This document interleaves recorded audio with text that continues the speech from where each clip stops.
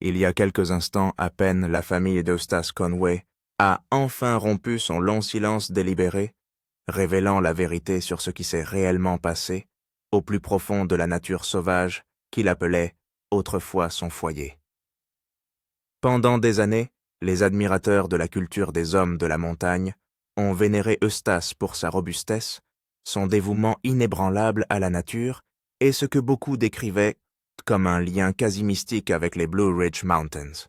À l'écran, il apparaissait calme, ancré et en paix, un homme parfaitement en phase avec la terre qui l'entourait. Mais derrière cette vie soigneusement observée, se cachait une réalité bien plus complexe et bien plus troublante que quiconque ne l'aurait jamais imaginé. Selon sa famille, quelque chose s'est passé pour Eustache là-bas, quelque chose de suffisamment profond pour modifier à jamais sa façon de voir le monde.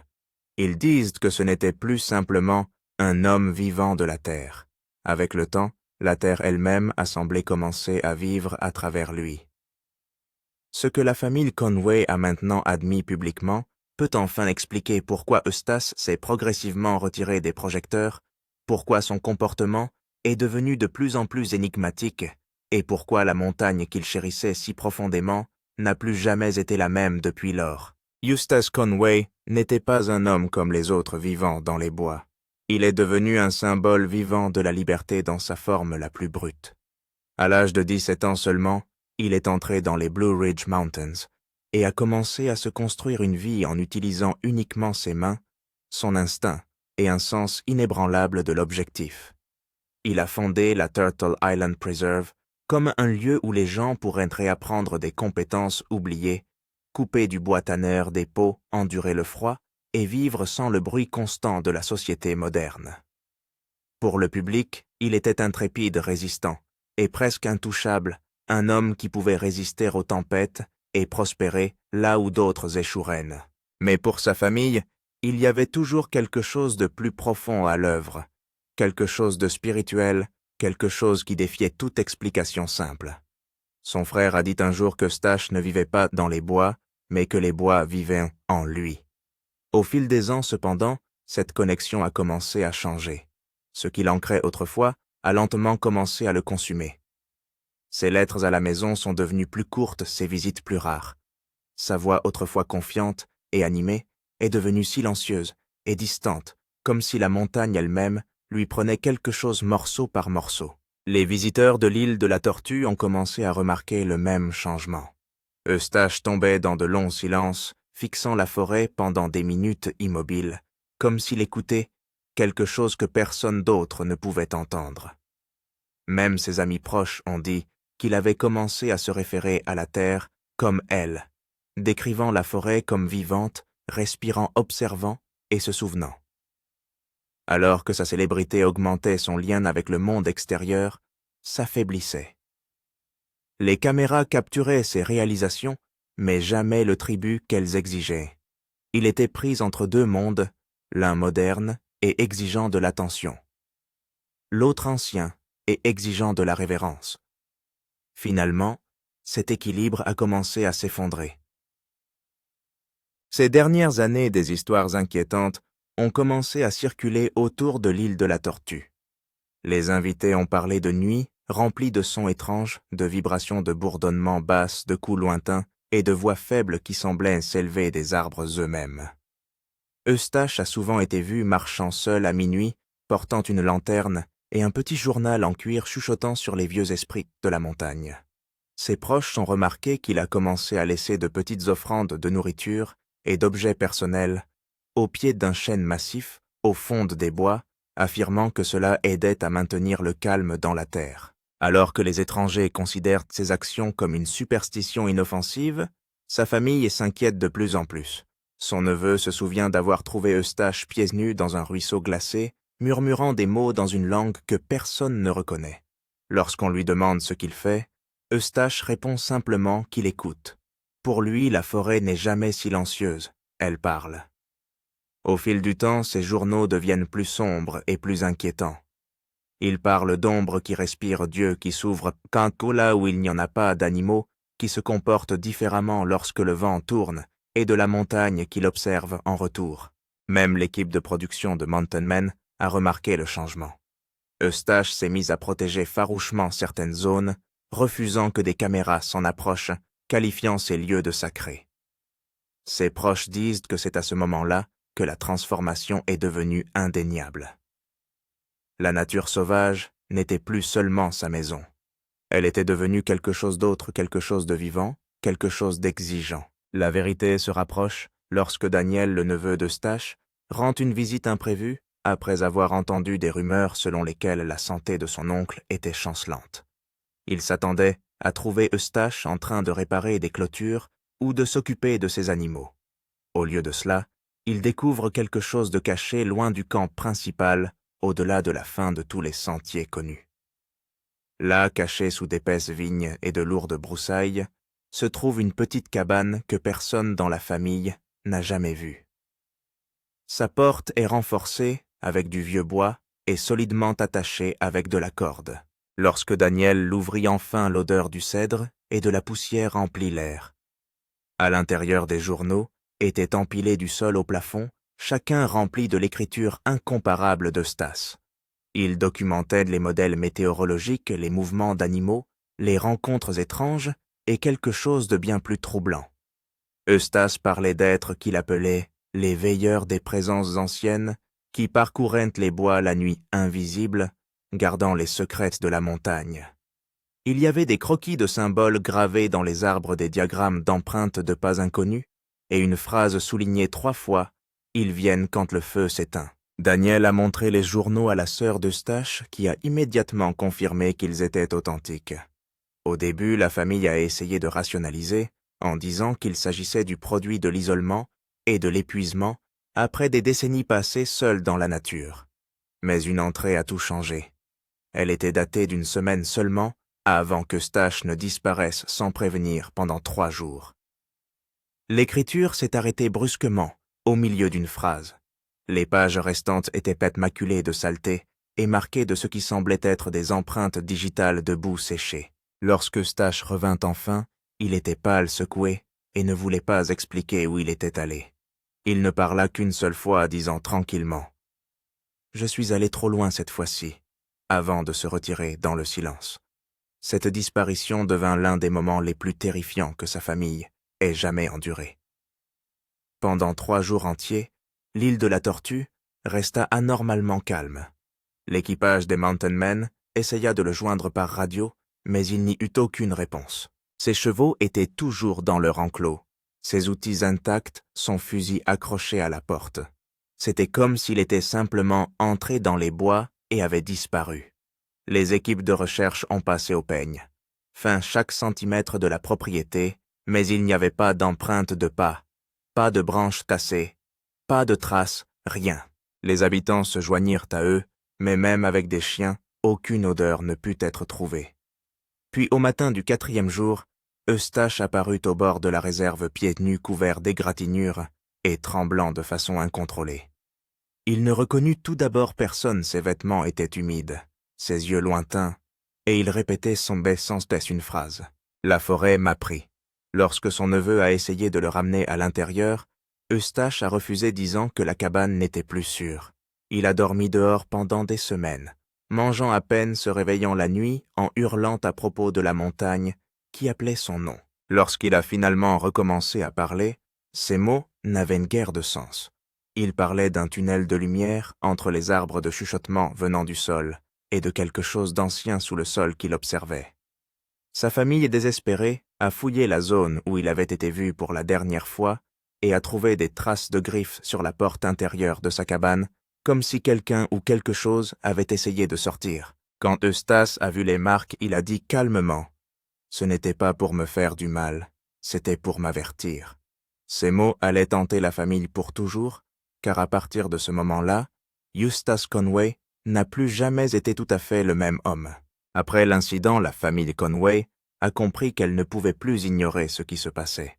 Elle s'est rendue en voiture sur l'île de la Tortue, déterminée à ramener Eustache à la civilisation ne serait-ce que pour quelques semaines. À leur arrivée, ils l'ont trouvé assis au bord de la rivière, fixant le courant, les cheveux emmêlés et les vêtements déchirés. Il n'avait pas l'air surpris de les voir seulement fatigués, comme s'il s'attendait à cette visite. Sa sœur Martha essaya de le convaincre de rentrer à la maison, mais Eustache refusa, insistant sur le fait que quitter la Terre briserait le cercle. Il leur dit que la montagne l'avait choisi et que les voix qu'il entendait n'étaient pas des hallucinations, mais des avertissements. « Il y a des règles ici, » murmura-t-il. « Si vous prenez trop, il reprend ce qui vous est dû. » Cette nuit-là, sa famille resta à l'île de la Tortue, espérant lui faire entendre raison, mais il était impossible de dormir. Ils ont dit que des sons étranges entouraient le camp des branches qui craquaient de faibles chants au loin, et le sentiment clé et troublant d'être observé. À l'aube, ils ont trouvé Eustache déjà réveillé pied, nu à nouveau debout dans une clairière orientée vers l'est immobile, alors que la lumière du soleil frappait la cime des arbres. Il leur a dit plus tard qu'il saluait ceux qui gardent la crête. Convaincu que quelque chose ne tournait pas rond, la famille l'a supplié d'aller chercher de l'aide. Eustache a finalement accepté de consulter un médecin à Boone, mais lorsqu'ils ont voulu l'y conduire, il a exigé de se garer à mi-chemin. Il est sorti du camion et s'est dirigé vers les arbres en disant seulement « Vous n'allez pas plus loin que ça ». Quelques heures plus tard, il est revenu calme et souriant comme si rien ne s'était passé. Sa famille a décrit cela comme étrange, comme si elle voyait un homme possédé un instant et renaissant l'instant d'après. Au cours des mois suivants, ils ont remarqué que son comportement devenait de plus en plus étrange. Il parlait en énigmes des veilleurs et des gardiens de l'équilibre. Il sculptait des totems en bois complexe et les plaçait autour de la réserve, prétendant qu'il maintenait la montagne en paix.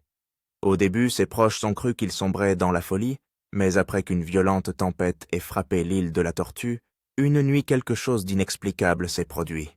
Tous les arbres entourant sa cabane ont été arrachés par les racines, à l'exception du petit cercle où Eustache avait placé ses totems. La famille a commencé à remettre en question tout ce qu'elle croyait savoir. Elle ne voyait plus un homme en train de perdre la raison. Ils ont vu quelqu'un qui vivait selon des règles plus anciennes que le temps lui-même. C'est lors d'une de ses rares visites à la maison qu'Eustache a finalement tout raconté à sa famille. Ils s'étaient rassemblés autour de la cheminée, l'air tendu par une peur inexprimée, lorsque son frère a demandé calmement « Que s'est-il vraiment passé là-bas » Eustache. Pendant un long moment, il n'a rien dit, se contentant de fixer les flammes comme si la réponse s'y trouvait cachée. Puis à voix basse, il a commencé à parler. Il a raconté que quelques semaines avant sa disparition, il avait erré plus profondément que jamais dans les montagnes, suivant ce qu'il décrivait comme un appel dans ses rêves. La forêt avait été inhabituellement silencieuse ce jour-là. Pas d'oiseaux, pas de vent, juste l'immobilité. Finalement, il est arrivé dans une petite clairière où le sol semblait perturbé comme si quelque chose avait été enterré et déterré à plusieurs reprises.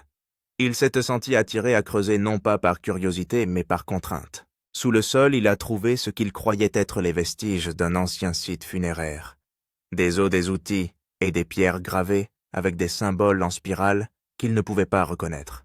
Au moment où il a touché l'une des pierres, il a dit que l'air autour de lui avait changé. Les bois se sont assombris et il a entendu ce qui ressemblait à des centaines de chuchotements venant du sous-sol. Il a couru, mais chaque pas lui semblait plus lourd, comme si le sol le tirait en arrière. Cette nuit-là, il a prétendu que les voix l'avaient suivi jusque chez lui, chuchotant à travers les fissures des murs de sa cabane. Il n'était pas en colère, dit-il, mais vigilant, lui rappelant que certaines parties de la montagne ne devaient jamais être dérangées. Sa famille resta figée pendant qu'il décrivait les jours qui suivirent, comment les animaux lévitaient, comment le temps changeait violemment autour de l'île de la Tortue, et comment le même symbole qu'il avait trouvé gravé sur ces pierres commençait à apparaître sur les arbres des environs. Lorsque son frère lui a demandé s'il avait pris quelque chose sur le site, Eustache a hoché lentement la tête et a admis qu'il avait gardé une des pierres sculptées enveloppée dans un tissu caché sous son lit. Il a dit que c'est à ce moment-là que tout a commencé à s'envenimer. Les nuits sans sommeil, le temps perdu, le sentiment que quelque chose d'invisible se trouvait toujours à quelques pas derrière lui. Puis il les a tous regardés et a dit quelque chose qui a laissé tout le monde silencieux. Je crois que la montagne s'est réveillée. Personne n'a osé l'interroger après cela. Au fond, il pouvait lire la peur dans ses yeux et la conviction que ce qu'il avait rencontré n'était pas de l'imagination. C'était réel. Pendant des années, la famille Conway est restée silencieuse, sur ce qu'Eustace leur avait raconté cette nuit-là. Ils étaient terrifiés à l'idée que le public puisse le qualifier d'instable. Et pourtant, chaque événement étrange qui suivit leur fit réaliser qu'il y avait plus de vérité dans ces paroles que personne ne voulait le croire. Peu de temps après cette confession, de violents orages commencèrent à balayer l'île de la Tortue, des éclairs étranges frappant la même crête encore et encore, des arbres fendus en deux, alors que les zones intactes autour des totems sculptés d'Eustace restaient debout. Les animaux sauvages agissaient de façon anormale. Les cerfs cessaient de passer près de sa cabane, les oiseaux migraient plus tôt, et même ses chevaux refusaient de s'engager sur certains sentiers. Son neveu a un jour surpris Eustache debout dans cette même clairière, chuchotant vers le sol en disant « Tu peux te reposer maintenant ». Mais ce qu'il a ensuite raconté à sa famille était bien plus troublant. Il a dit qu'il ne croyait plus qu'il était seul sur la terre, que la nature sauvage elle-même était vivante, non pas d'une manière symbolique, mais dans une conscience que les humains ne pouvaient pas comprendre. Il a décrit qu'il se sentait observé de tous les côtés, non pas par des animaux ou des personnes, mais par quelque chose d'ancien tissé dans le sol et dans les racines des arbres. Il disait que la montagne avait de la mémoire, que chaque arbre, chaque coup de vent, portait des histoires plus anciennes que l'humanité. Quand les tempêtes arrivaient, il disait qu'elles n'étaient pas aléatoires, mais qu'elles étaient des réactions. Quand les gens prennent sans demander, disait-il à sa sœur, la montagne crie. Sa famille s'inquiète de voir Eustache sombrer dans le délire, mais ils découvrent alors quelque chose d'indéniable. Derrière sa cabane se cachent des dizaines de sculptures, en bois, des visages gravés dans des rondins, tous avec des yeux creux et des bouches béantes. Chacun correspond au même symbole en spirale qu'il avait trouvé des années plus tôt. Les sculptures étaient disposées en un cercle parfait, orienté vers l'est comme pour former une frontière. Son neveu a juré qu'à chacune de ses visites, les visages semblaient se déplacer légèrement, comme s'ils observaient les passants. Lorsqu'on lui a demandé pourquoi il les avait faites, Eustace a répondu qu'elles rappelaient à la terre que je l'écoute toujours. La nouvelle de ses découvertes commença à se répandre discrètement parmi ceux qui avaient travaillé avec les montagnards, et bientôt sa famille décida de tout révéler publiquement. Il pensait qu'en partageant la vérité, il pourrait protéger l'héritage d'Eustache, non pas comme un homme qui avait perdu la tête, mais comme quelqu'un qui avait pénétré dans une partie de la nature qu'aucun humain n'était censé comprendre. Les chercheurs en environnement qui étudièrent plus tard ces journaux furent stupéfaits par ce qu'ils trouvèrent. Ses notes météorologiques et ses observations sur la faune et la flore correspondaient précisément aux changements écologiques réels de la région, parfois enregistrés quelques jours avant qu'ils ne se produisent. C'était comme s'il pouvait sentir le pouls de la Terre avant que la science ne puisse le mesurer. Même les sceptiques admettaient qu'il était impossible d'ignorer ces modèles. Aujourd'hui encore, la famille d'Eustache s'en tient à son histoire, affirmant qu'il n'a pas imaginé ce qui s'est passé. Il a vécu quelque chose de sacré, quelque chose qu'il a choisi. Il est devenu une partie de la nature sauvage, a déclaré sa sœur à voix basse lors de sa dernière interview, et une fois qu'elle connaît votre nom, elle ne vous lâche plus. Aujourd'hui, alors que l'histoire d'Eustace Conway touche le cœur de millions de personnes, les paroles de sa famille résonnent d'un étrange mélange de fierté, de tristesse et de respect. Il ne parle plus de lui comme d'un simple homme qui vivait dans les bois, mais comme de quelqu'un qui est devenu la nature sauvage elle-même. Lors d'interviews récentes, sa sœur a rappelé qu'Eustace lui avait dit un jour « Lorsque vous vivez suffisamment près de la nature, elle cesse d'être un paysage. Elle devient un langage. » Ces mots les hantent aujourd'hui, surtout après tout ce qu'il a révélé sur ce qui s'est passé au fin fond des montagnes de Caroline. Pour les non-initiés, Eustache est le survivaliste ultime, un philosophe robuste qui a tourné le dos à la vie moderne pour embrasser les voies anciennes. Mais pour ceux qui le connaissent, c'est un homme qui a franchi une frontière invisible, marchant si loin dans la nature qu'il n'en est jamais vraiment revenu. Depuis qu'il s'est éloigné des caméras, il vit une vie que peu de gens peuvent maintenant imaginer. L'ancien pavillon de Turtle Island est toujours là, entouré des mêmes arbres qui ont veillé sur lui pendant des décennies. Les habitants disent qu'ils voient parfois de la fumée s'élever de la vallée à l'aube, mais personne ne prétend avoir vu Eustace lui-même. Sa famille lui rend visite de temps en temps, laissant des provisions au début du sentier, sans jamais oser s'aventurer trop loin. On dit que l'air y est lourd et que le silence y est une sorte d'avertissement. Ce qui est encore plus étrange, c'est que chaque année à la date anniversaire de sa disparition, la crête où il a été vu pour la dernière fois s'illumine faiblement pendant quelques minutes, comme si la foudre était emprisonnée dans le sol. Les scientifiques pensent qu'il s'agit d'une réaction naturelle entre les minéraux et l'humidité, mais pour ceux qui ont connu Eustache, c'est tout à fait autre chose. La montagne se souvient de lui. Les journaux qu'il a laissés derrière lui sont aujourd'hui préservés et les chercheurs continuent de les étudier étonnés par l'exactitude de ses prédictions concernant les changements écologiques, les tempêtes et les migrations animales. Mais sa famille affirme que ces pages ne sont pas seulement de la science. C'est un dialogue écrit entre un homme et la terre qu'il aimait. C'est son neveu qui l'a le mieux résumé, il ne s'est pas perdu dans la nature. Il a trouvé quelque chose de plus grand que lui et a décidé d'y rester. On ne saura jamais si Eustace Conway a vraiment découvert une conscience vivante dans la nature sauvage ou s'il a simplement touché les couches les plus profondes du lien entre l'homme et la nature. Ce qui est certain, en revanche, c'est qu'il a laissé derrière lui plus qu'un héritage d'autosuffisance. Il a laissé un mystère qui continue de grandir, enraciné dans le sol de l'île de la Tortue. Lorsque la famille rompt enfin le silence, leurs voix tremblent non pas de peur mais de respect. Ils ne parlent pas de la tragédie. La montagne l'a rappelé à la maison. Sa sœur a murmuré dans sa dernière déclaration, et il a répondu. Pour ceux qui se demandent encore ce qui s'est vraiment passé au fond de la nature, la réponse n'est peut-être pas destinée à être trouvée. Il est fait pour être ressenti dans le murmure du vent, le bruissement des arbres et le rappel silencieux que la terre se souvient de chaque âme qui l'écoute vraiment.